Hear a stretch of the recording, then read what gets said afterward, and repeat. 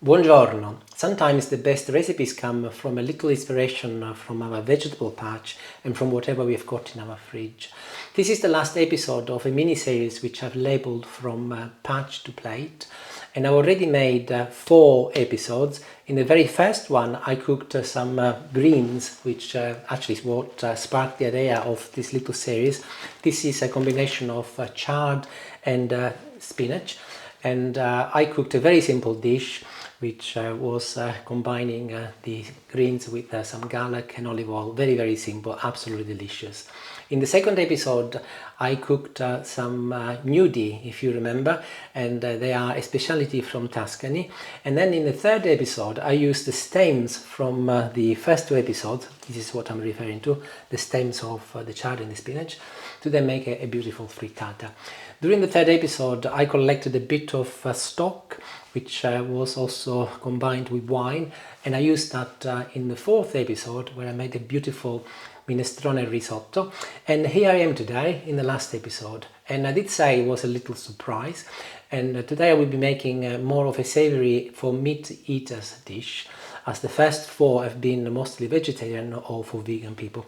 And I will be using, of course, again chard and also spinach, but I will just run you through the rest of the ingredients so that you're aware of what it is. And it's still very simple, but there is a little bit more. So I'll be making a soffritto, which is a very simple one. I will be using a white onion and a couple of cloves of garlic. Also, I've got here a little pork, and this is I think it's leg, it's a little part of a leg. This weighs about 400 grams, but I think I will be using about 300. And I will be deglazing everything with a little dry white wine. This is 1/3 of a glass. And on the cheese front I will be using some Parmesan cheese, but also you can use pecorino or any cheese you like. You can use cheddar, Edam, Gouda, whatever you like. And also I will be using a little bowl of fresh mozzarella. These are breadcrumbs. I'm not sure if I will be using them or not, depending on the liquidity level of my mix. So I will decide as and when, but obviously I will share that with you. A couple of eggs, and one is going to be for the mix, and one is going to be where I'll be using the egg wash to make my parcel look good, because actually I will be using some puff pastry. I've got it here. This weighs, I think it's 320 grams, and that will be towards the end of the recipe. And I've got some fresh herbs. These are parsley and a little basil which I've picked from the garden earlier. These are olives that I keep in olive oil, and I will also be using some sun-dried tomatoes. I've topped them up earlier today. And my last ingredient, hopefully it's the last ingredient, is some nutmeg, olive oil, salt and pepper. So I'll make a start. If I've forgotten anything I'll tell you in a little while as and when I use it, but let's make a start. This is a recipe where I want to enhance the flavour of summer, and I will be chopping my ingredients very finely. So I'll start with the onion, but here are my 2 cloves of garlic, and just like I've done with the onion, this time instead of crushing them, I will actually be slicing them in little pieces, just like this. I'm ensuring I got a big enough frying pan, and I'll put a little olive oil at the base first, followed by my garlic and my onion. And I'll place this on the hob on a medium to high temperature initially until it starts sizzling, and then I'll turn it down and I'll wait until the onion has softened up. And I move to the pork, and I can see actually that there is quite a little bit of the cortica or fat, whatever it's called, the skin. So by the time actually I remove this, I will have most probably just the right quantity. Also, you will have spotted that I've got here a plastic board. I always do that when I chop pork or any poultry, because clearly they are a little bit more dangerous as far as meat goes, rather than using the wooden chopping board, as it tends to absorb more liquid. So like this is considerably safer. So what shall we do with the pork? I'm going to be cutting this into little cubes. So I'll go and make some slices first. Of course, this is a joint of pork, but you can use any pork. You can also use sausages if you like, or pork mince. This is very lean, and it's from the leg of the pork, but as I said, you can use any cut. But as it will be going inside my little puff pastry parcels, just like I've done with the onion, I'm making sure that I do not cut it too big. So I will make about 1 centimeter cubes pieces. Also this will be cooking a little while, and just like any meat, when it cooks it will shrink a little. 4 minutes in and my onion is looking beautiful, and actually it's the perfect time now to add my pork. So in it goes. And I'll mix this in and I'll leave it to now sizzle, still same temperature, medium high. Actually I'll turn it down a little, number 6 or even number 5, for about 4-5 minutes until I've browned up all over. In the meantime I'll deal with my greens. They are here and I've actually thoroughly washed them, always important, even if they are from your own garden, because you could have flies or little bugs in them, and also there is a bit of sometimes earth attached to them. Now I have noticed that some of these actually is growth which has taken place in the last couple of weeks as I've been picking and eating it, and the stems are really tender, so I'm not going to bother removing the stems, except this one here which is a little bit gone to seed, so that is most probably the only one I will remove. And with the rest, just like I've done in the other episodes, I'll just chop it roughly like this, about a couple of inches, and I'll mix the stems and the leaves together, and this will be ready to be added after I have deglazed the pork. In the meantime, my pork is doing really well, but can you see, look, there is a little bit of water which is being released by the pork, and I don't want that. I want it to all gone, so I'm going to turn the temperature up on high now, and I'll wait until that goes past. And within a couple of minutes, the bottom of my pan is bone dry, and you can see also that all of the pork is pretty much cooked, and that is the time to add my dry white wine. A splash of white wine here helps lift absolutely everything, especially when I'm cooking leafy greens and pork together. It actually brings a lot of brightness to the dish. And do not worry, by the way, the alcohol will evaporate within a couple of minutes and you will not be able to taste the wine. It just adds a bit of elegance behind the scenes. Absolutely beautiful. So the smell of alcohol has completely gone, and if you look, I've got this beautiful cream underneath now, and that is perfect timing for my chard and spinach to go in. So I will add them all on top like this, and then I will make sure that I'll put the lid on, and I will now leave them to gently cook for about 7 or 8 minutes until the chard and the spinach has reduced in volume, and then I'll take them out and we'll leave them to cool down. So I'll see you in about 7 to 8 minutes. And as predicted, 7 to 8 minutes, and that is enough, it's perfect. For the last 3 minutes, by the way, I removed the lid as I don't want any liquid, or as little as possible, and all of my vegetables have shrunk considerably. So before I can carry on though, I need this to cool down slightly. So the first thing I'll do is to move it into a glass bowl, as it will be easier for me to mix it later. And I will be adding an egg next, but it's too hot at the moment. I will end up partly cooking the egg. So I will leave it here for 5 minutes, and can you see there is a little bit of the stock in there? I will make sure that that doesn't go in. So 5 minutes, see you then. So my mixture has cooled down enough for me to safely add more ingredients, and I'll start with a little nutmeg.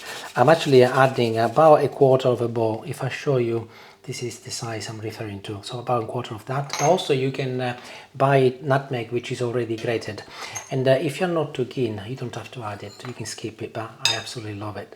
So this is the Parmigiano Reggiano, so I will add 1, 2, 3 and 4 full dessert spoons. I will leave the breadcrumbs for last if I need them. So I mentioned parsley earlier, so I'm going to be very generous, and I'll add it all, a good handful. And also I've got here some basil, here more parsley, and with the basil though I will limit myself to the leaves.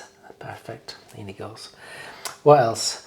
So I've got here some olives, and I keep my olives in olive oil. What I do, if you want to replicate it, I buy some very affordable olives which are already pitted, and I drain them from I think they're in brine. I drain the brine and I leave them to just drain for a few minutes so that they are almost dry.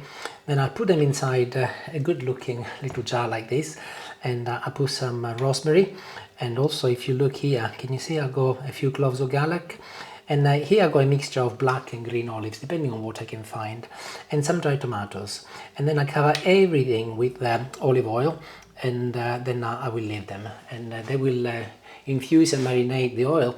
And we tend to use the oil from here to make salad, because it's already infused with the olives, but also the beautiful flavor from the garlic and the rosemary. So whenever we dress a salad, we use this oil. A little tip for you. But today I'm going to be using some green olives, and here I'll pinch also a few sun-dried tomatoes. Quantity is entirely up to you really, but I think I will go for 4 pieces of sun-dried tomatoes, and I don't know, maybe 10 to 15 olives. These are small olives, by the way, so 10 to 15 is plenty. Perfect. But before everything goes in, I'll just chop them in smaller pieces. As I mentioned before, I don't want my ingredients to be too big, as they will be going into little parcels. And I'll chop the olives in half, just like this. And they are done, so I'll bring in my mix over here, and I will just add everything in, including any of the olive oil which has been released by the olives, of course. Summer, it's a lovely time of the year, but don't fly get on your nerves. There is one fly, I don't know how I managed to get in as we go blind, but it's driving me mad. So I've added the egg. I've added this last, mostly because I want to make sure that everything is totally cooled down. So I'm not checking the consistency to see if I need to add any breadcrumbs. And as I don't want to be too vague about it, but depending on what sort of leafy vegetables you use, they could release more water or less water. And of course the reason why I don't want this to be too wet is because I will be using the puff pastry to make my little parcels, and the danger is that it gets too soggy if this is too wet. However, looking at it, I don't think I'll need any breadcrumbs. It looks quite okay. So if you make this recipe, you will have to judge it. If it's too liquidy, too wet, just add maybe half a teaspoon of breadcrumbs, and then have a look. If you don't need it, don't put any. That's perfect. I will not be putting any today. With my mozzarella, by the way, I'll chop it into 6 pieces like this, and then I'll see. I might need another one, but if I do, obviously I'll open a new one. And here is my puff pastry. By the way, do ensure that you keep it in the fridge, especially in the summer. Today is very warm here, about 27 degrees. If you leave it out to get to room temperature, it will be very difficult for you to work. So the first thing I want to do actually is to remove as much as I can. I think, see, even here it's a little bit stuck. I'm not too worried because I will be needing some later, but open it as much as you can. And I will now need to make some shapes for my little parcel. So I'll do 2 types. I'll do some little rectangular pockets in terms of shapes, but also I will do some round ones.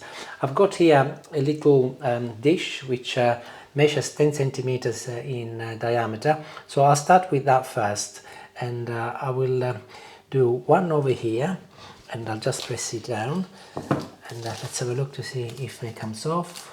Yeah, it's working, and I'll make sure that I'll take this off before I remove my dish. I'm gonna get a knife over here to finish the job, and then here it is. Here's one little circle. I'll move it over here out of the way, and I'll do another one over here this size. In terms of measurement, by the way, this is 34 centimeters in length and 24 centimeters in width, so that you've got an idea if you want to replicate my recipe entirely. So I'll do another one over here. That's pretty good. Let's have a look to see if it comes off easily. That's perfect. Now let's make some rectangles next. So I'll cut this straight over here with my knife. I've got my tape measure. Now it's a little bit sad, but I want to make sure that they come to size. So I'll do it about 18 centimeters this way from here to here, and then I'll go in the middle over here, and I'll do another cut over here, which is about 14 centimeters, or actually maybe 12 and a half. That's perfect. So I'll go 4 pieces, 4 shapes, well, 4 different 2 different shapes, but 4 pieces. That's perfect. Now with the remainder, I am going to now mix it together, just like you were doing with dough, but not as vigorously as this is not pasta. And I'll roll it and I'll make another shape, and then I'll show you what I'll do with the leftover. And to roll it, by the way, I have placed a little olive oil. I'm going to add a little bit more at the bottom of the same paper it came with, and then I will, oops, where are you going? I will apply it there, and then I'll put some oil also on my rolling pin, and I will only go one direction until I get the same thickness that it gave me in when I opened the packet. And I think it's pretty much done. So that will give me the opportunity to make at the very least another one of the round ones. Nice, perfect. With the remainder, I'm making a few little strings so that I can use them for decorative purposes. So I'll see you in a couple of minutes when I can put the parcels together. And that is when the excitement part starts. So I will apply a little olive oil on some baking paper, which is also inside an oven tray, and I'll spread it evenly across the base using a little brush. This is to ensure that the pastry doesn't get attached to it. And I'll start by making the first one, and I'll do them one by one so I don't run into trouble. So I'll do a rectangular one. By the way, I've put a little pinch of salt in my mix so that I don't forget. So I just realized that I hadn't done that. So I will be very careful not to put too much, otherwise it will not close properly. So just also ensure that you've got a good combination of ingredients there, and try to avoid bringing in any liquid. So just enough to give you enough scope for you to close it. So I'll make a little well, and I will now add my mozzarella in. And the very good thing about puff pastry is that actually it does flex quite nicely without breaking. So if you're careful and you're gentle, you will see that you can play with it. So I'm going to press this down at the same time, and I will start sealing the edges using my fingers first, like this. And to finish the job, you can go along either with a fork or with a knife. I'm going with a knife today, as I will be cutting the excess off anyway, so that I get a proper seal. And the puff pastry obviously will puff when it's in the oven, so it will grow quite a bit, so that's good. And then if you want to take care of presentation, just go along the edges and just chop the excess which is uneven, and that will give you a beautiful result at the end. That's one. I'll just close it here. Notice that it's exactly open, and I'll do this side also, and over here, so I've got a nice square edge. I'll move into a round one next and see how that goes. I'm happy that that has worked quite well. So same again really, but I will have less space for my filling, so I'm going to be a little bit more mean, but I want to make sure that I get a good mixture of ingredients. I think it's enough. And of course my mozzarella here is a little bit too big, so we'll definitely not need a second one. So it goes in there, and that's lovely. And then I'll just stretch it slightly, and then I'll bend it. And this is called calzoncino, by the way. Calzone is a word for the pizza which is folded in half. Calzoncino is like a small pizza, and you can see what I've done. It's perfect. Just push it on the top, and this turns into a little half moon. But I'm not going to bother doing anything with the knife rather than just compacting it, because it's perfectly round. So I'll do the others, and then I'll show you what to do with the egg wash, and then they'll be ready to go in the oven. And here they are. I've completed them all. By the way, I go into trouble with one of them, this one here.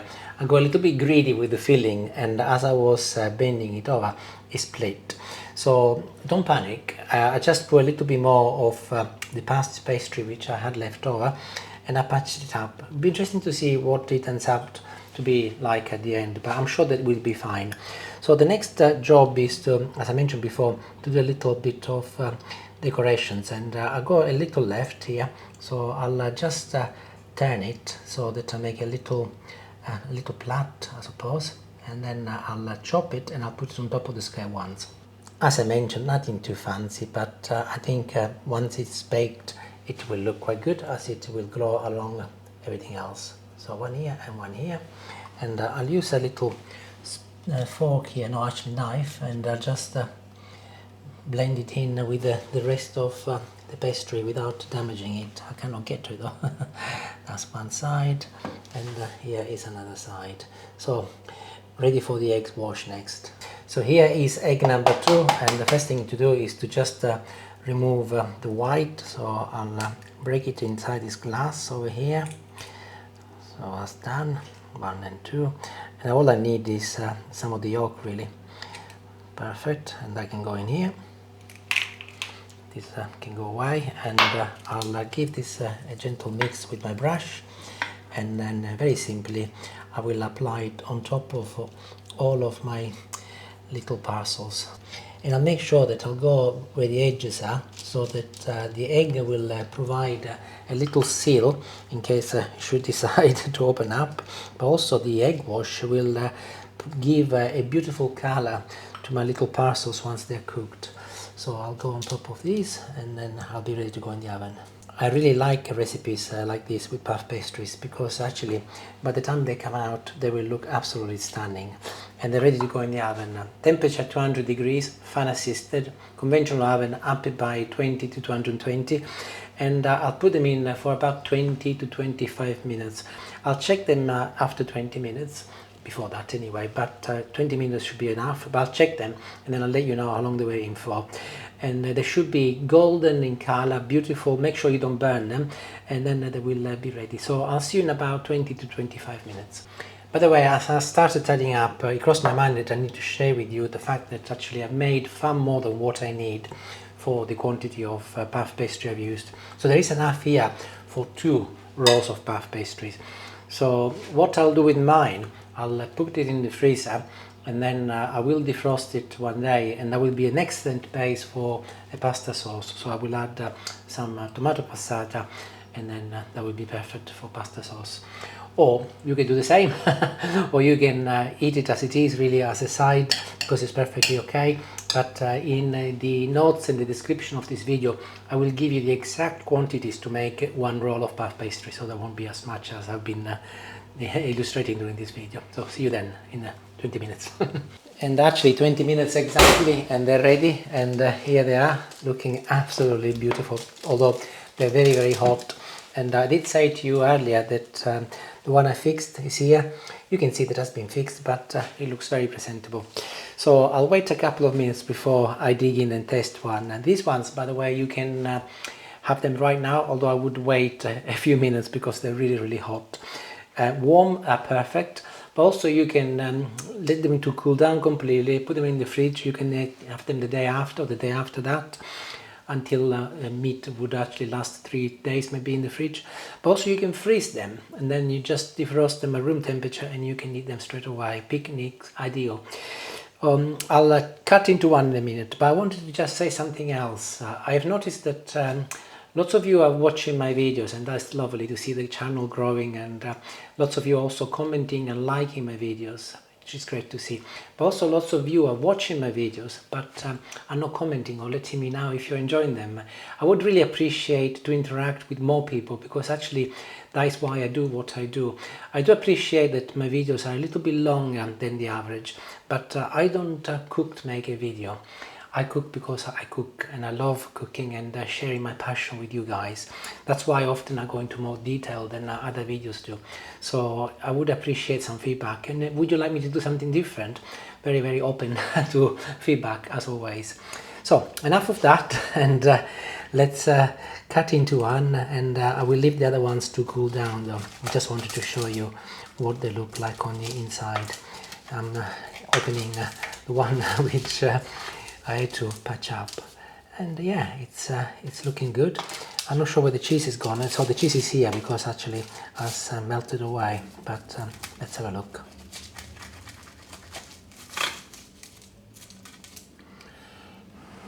Very, very hot.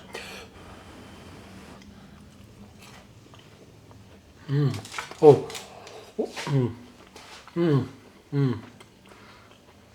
You know what? They're absolutely delicious. Maybe I could have been a little bit more generous with salt, which I can add it now, but they are lovely. So a little bit more salt at the end would have been helpful. They're delicious. They're really hot, and I'm not paying the price. Make them and see how you get on, and let me know. Also, As I mentioned at the beginning, this is the last episode of the series. If you've got some ideas of things you'd like me to cook from our vegetable patch, we got peas, we got beans, we got broad beans, lettuces and broccoli. Julie's growing enough broccoli to feed the village, and other stuff which you will have seen from time to time. Let me know. I'll be very, very happy to cook anything you like, obviously within reasons. Thank you for watching, and hopefully enjoy the series, and I look forward to your feedback. Thank you. Bye.